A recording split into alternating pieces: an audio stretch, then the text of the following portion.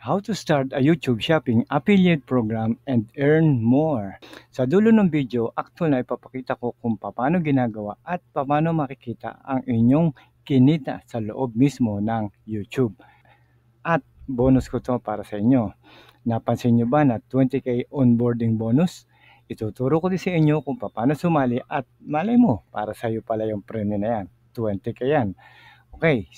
Step number 1, check if you meet the eligibility requirements. So, meron tayong minimum requirements. Number 1, at least dapat meron kayong 10k subscribers. Number 2, kailangan member na kayo ng YouTube Partner Program. Number 3, apply for the Shopee Affiliate Program within YouTube. So, sa loob mismo ng YouTube tayo mag-a-apply, hindi po sa Shopee. Okay, number 4, dapat nakalocated kayo sa participating countries dahil sila po ang mga kasali katulad ng US, South Korea, Indonesia, India, Thailand, and Vietnam. Step number 2, apply for YAP for YouTube Affiliate Program. Unang-una, punta tayo sa Creator Studio at select natin yung Earn, yan nasa kaliwa, at click natin yung Shopping, yung nasa taas sa kanan, yung may arrow.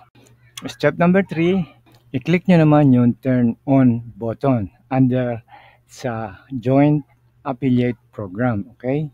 And then step number 4, magpa-pop up o lalabas yung affiliate program. So makikita nyo sa ilalim, continue. So i-click lang natin yung continue. And then step number 5, makikita nyo na ang affiliate program agreement. At basahin nyo lang yan. And then sa ilalim, makikita nyo yung joint program. So i-click nyo lang yung joint program. Okay, at this point, naka-join na kayo sa program. So, how to tag products? So, paano naman natin gagawin yan?